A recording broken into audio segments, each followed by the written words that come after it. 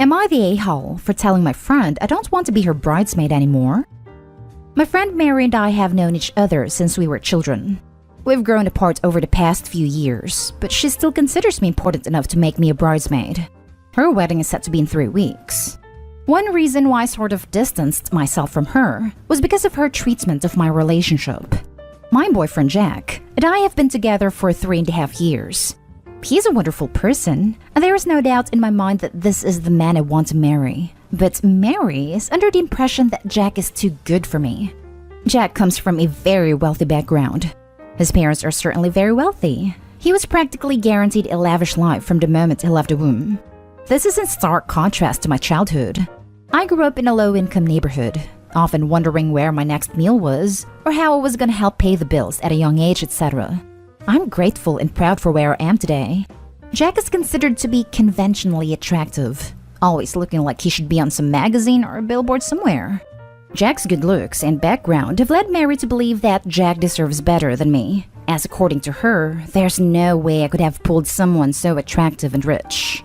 It's pretty disheartening to hear those things constantly, and it does kind of take a toll on you and a friendship. Whenever Jack is around, she's quite polite and respectful, never once making those comments. Eventually, the comments stopped. Mary invited me for lunch with her fiancé and his friend, Gary. From the moment I arrived, Mary and her fiancé were consumed in their own conversation, paying no attention to both of us. It was fine, as Gary seemed to be a great lad with great chat. He asked me why I was single, and I told him that I was in a happy, committed relationship. He was very taken aback by my answer. He told me that Mary had set up a blind date, double date of sorts for the both of us. I was very confused and slightly angry. I didn't want to be confrontational at lunch, especially in public, so I just carried on with the lunch. Luckily, Gary wasn't upset and ended up making a few jokes about the whole ordeal. I called Mary later on the day to ask her a ton of questions about why she thought it was okay to do that. At first, she tried to deny it, but then she tried to justify it by saying that Gary is a man who's more in my league, and since he was also a groomsman, we needed to get to know each other better. I was shocked by her bluntness, so I just told her that I didn't want to be her bridesmaid anymore. Granted, it was a pretty impulsive decision, but I still stand by it. Mary didn't take it well, trying to apologize and saying that it was a mistake. It's been a few days, and her fiancé has been texting me, asking me to suck it up for the wedding. I feel petty and conflicted right now. Edit. Jack knows about the date. I wouldn't keep that from him. Now for the top comments. You are so absolutely not the a-hole, and you should have dumped this friend the minute she told you Jack was too good for you. Don't let her change your mind. This, not the a-hole. She sounds kind of jealous, to be honest. But this conniving behavior is insane. Be sure to block any more flying monkeys coming your way about just suck it up for the wedding. The phrase flying monkeys gave me a small laugh. Thanks. This girl is not your friend. She's jealous your partner is good looking and well off. I would not only not be her bridesmaid, but I also wouldn't attend a wedding. She has no respect for your relationship. I would simply tell her fiancé that you stand by your decision, and he should be questioning whether or not he wants to marry someone that acts that way. Not the a-hole. What the hell? Is she jealous or something? Because it strongly sounds like it? She not only set you up, she also hurt Gary over this. This is absolutely terrible. And if this is some weird, perfect, upstaging wedding ploy, she needs to stop now. It is entirely understandable to distance yourself from someone who gaslights and manipulates you like this. She has been actively insulting you. Like, it wasn't because she was worried about you. She thinks you aren't good enough and don't deserve him. This is absolutely disgusting to say to someone you consider a friend, and it might hurt your relationship if you have this going on.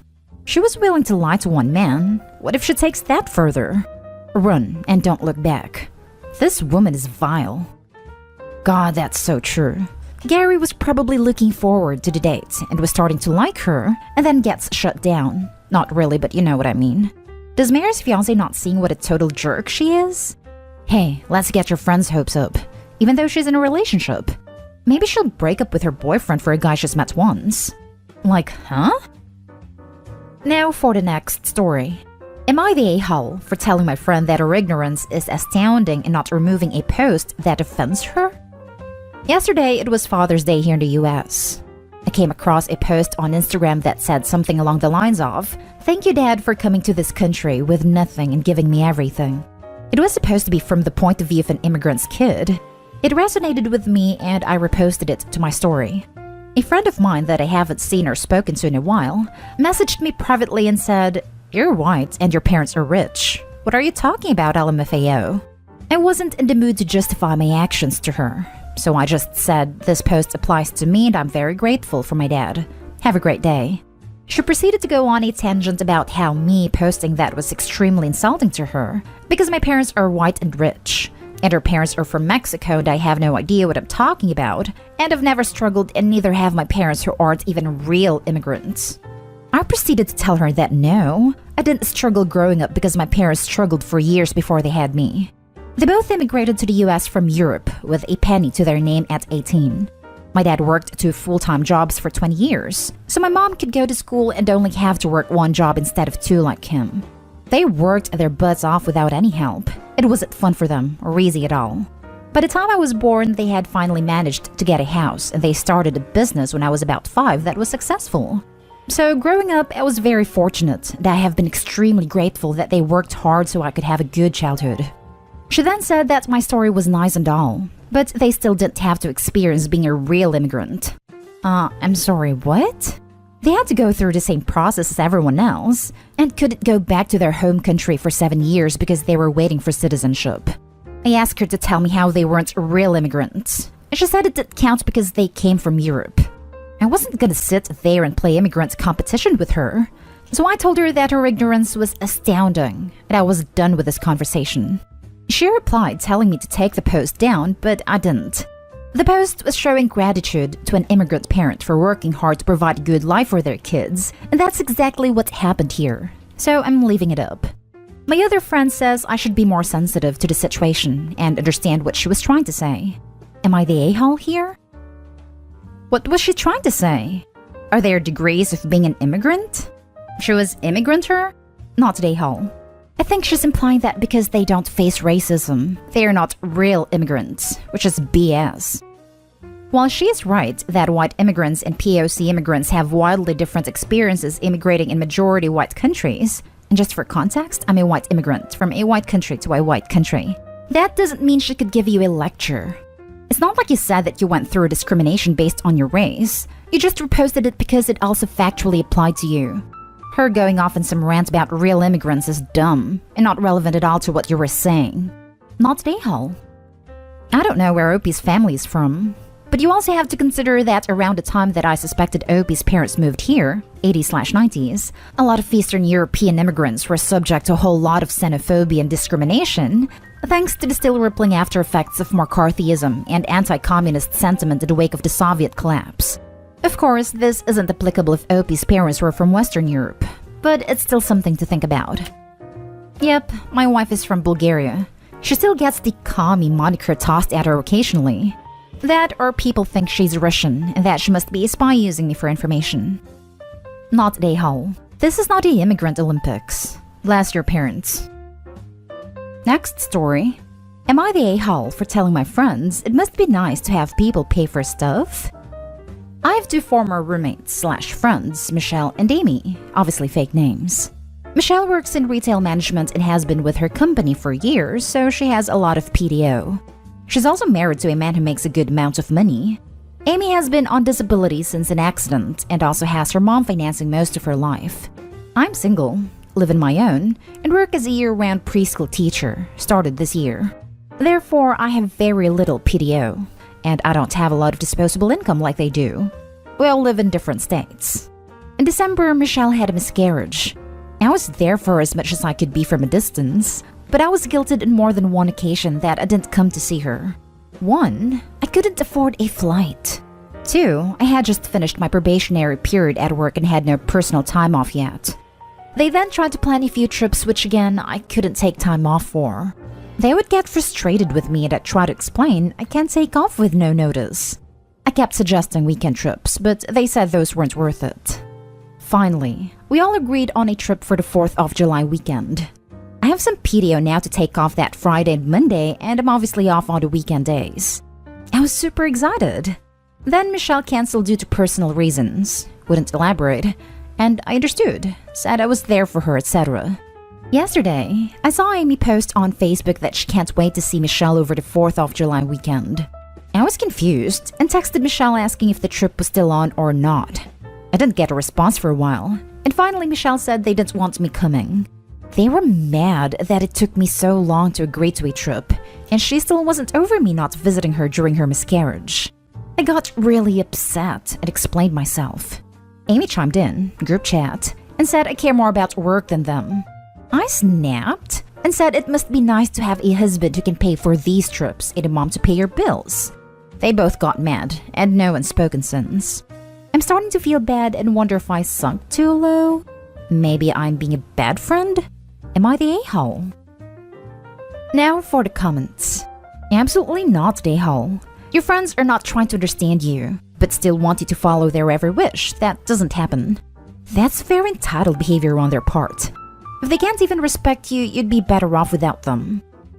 Sorry that some of us live in a reality and can't drop everything at a moment's notice. Opie needs better friends.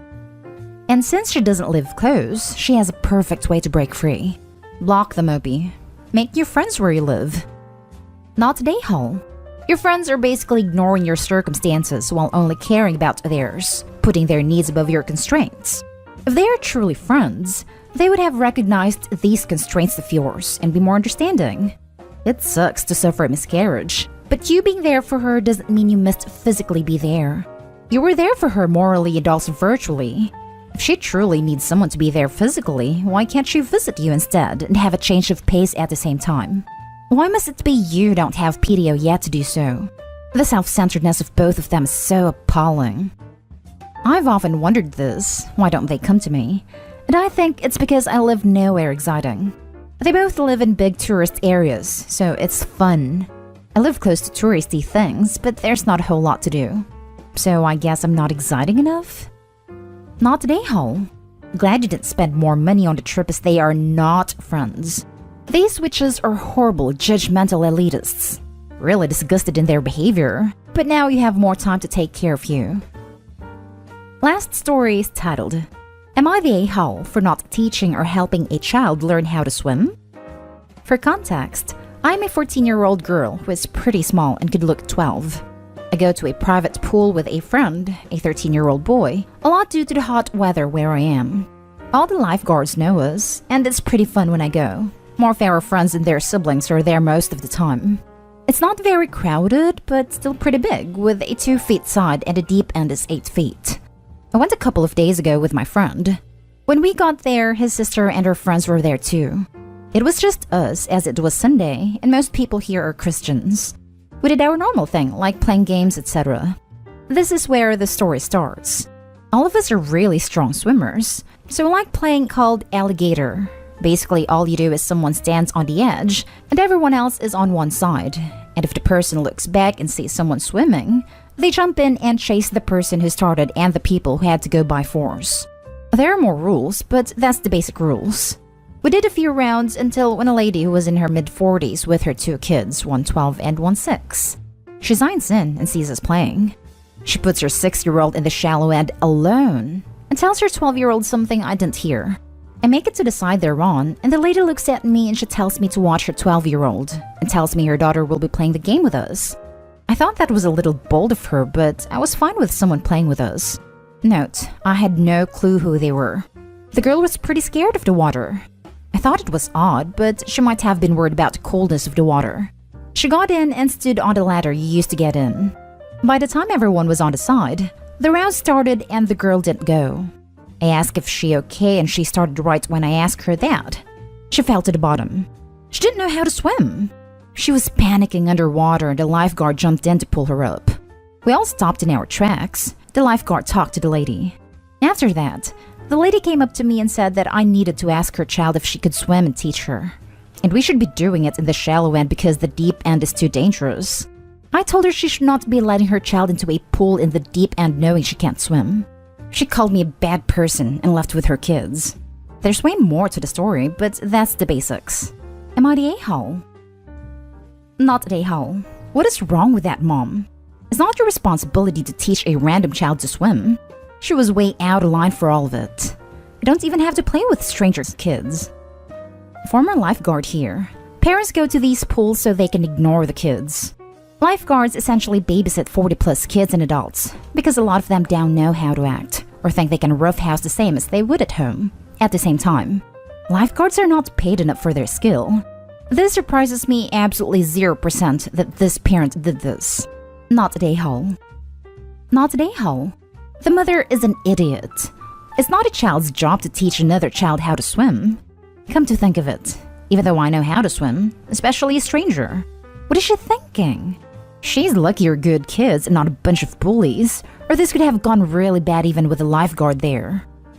Hell, even if Opie was a lifeguard, this wouldn't fly. When I was a lifeguard, we would tell parents they had to be in the water if their child couldn't swim. A lifeguard's job is to watch the whole pool in case of emergencies, not babysit one particular child. Also, it's not okay to even put a child in a situation that could lead to drowning, like this mom did. Not a hole. For context, I'm a 14-year-old girl who is pretty small and could look 12. The lady came up to me and said that I needed to ask her child if she could swim and teach her. Even if you were a 42-year-old Olympic swimmer playing in the pool, rather than a 14-year-old kid, that a-hole mom doesn't have the right to tell you that you have to do anything for or with her kids. I can only hope that this a-hole mom doesn't get her kids killed by dumping her parental responsibilities on total strangers.